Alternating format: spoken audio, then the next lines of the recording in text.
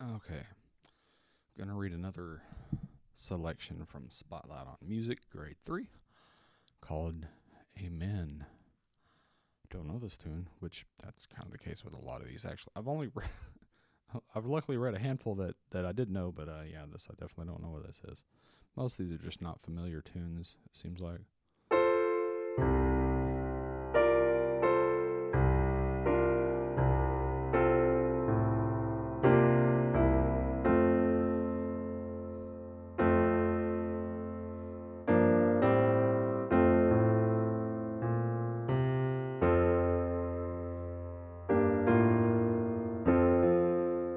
Interesting rhythms.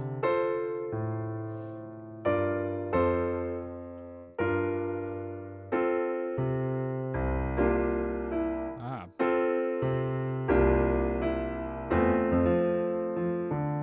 let's take that repeat.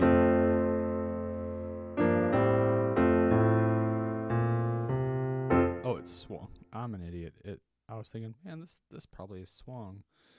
Um, I was complaining so much about that in the Christmas book because there were things that were obviously swung and they were not marked as swung.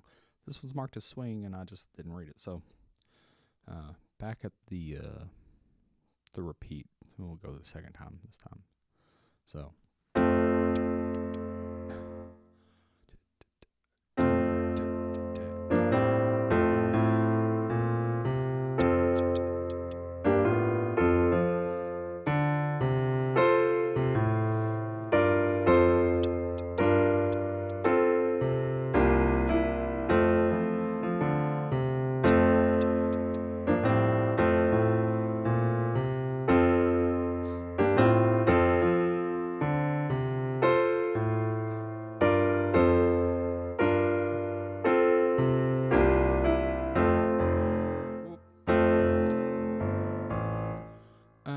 Let's go ahead and take that third ending.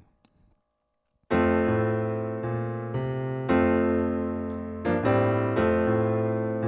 very repetitive, isn't it?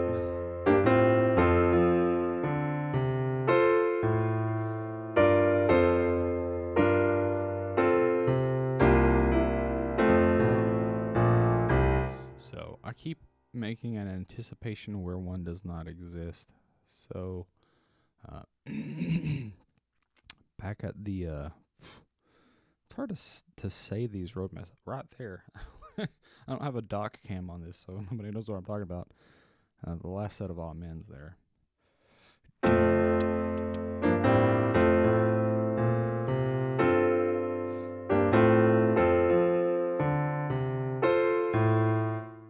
See, I keep wanting to put an anticipation there, a little eighth note anticipation.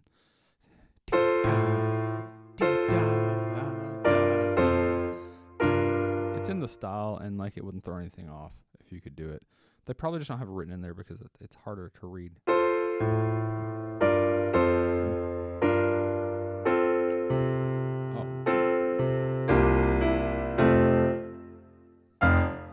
So, yeah, that's the thing that I run into a lot. That some accompaniments are written really, really straight, just for sheer readability. And then there are a lot of comping patterns that I'll come up with on my own that are in the style, or I'll be copying somebody's style, and then for my own sake, I'll try to write an exercise around them, and I go, wow, like this looks crazy on the page. Like, because if you try to transcribe some things that have really intense, especially like 16th note syncopations, really weird ties across the bar, and lots of specific articulation, suddenly it's like completely unreadable. Um, so I sort of understand why a lot of times the publishers will sort of simplify for the reading. And maybe in those cases, then a capable accompanist can put in some pizzazz on their own. I guess I'll read this down again. It's basically all the same thing. I don't know how quick it is. Probably a lot quicker than I'm playing it. So I'll try to read it a little quicker.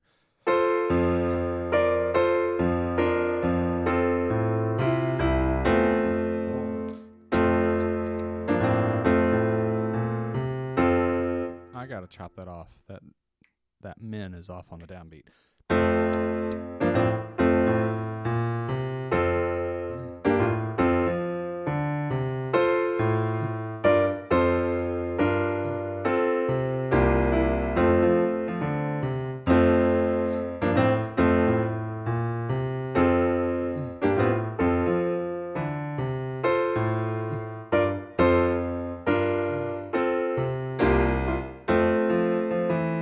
Yeah, I'm noticing where the rest are on this are probably the biggest thing, like from a style standpoint, where you would really need to pay attention to where those are, so that they're basically writing in articulations through the rhythm. Um, honestly, I should be able to feel those a little better and play them that way. But rather than writing it as sort of a staccato situation, they're just kind of writing where those chop off, and the two parts, the bass and the sort of accompaniment part, are separated. So, starting in the second ending. I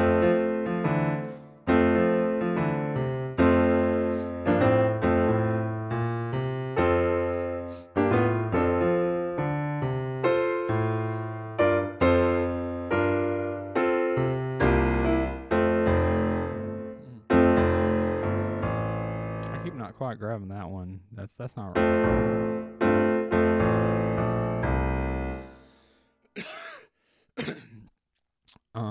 this is one where I didn't pay attention to the roadmap. Wow, that goes all the way back to measure 5. This is so many repeats through this.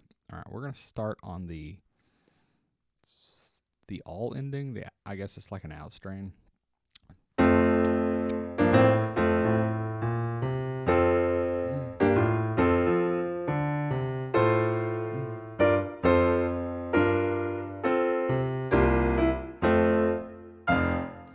Yep.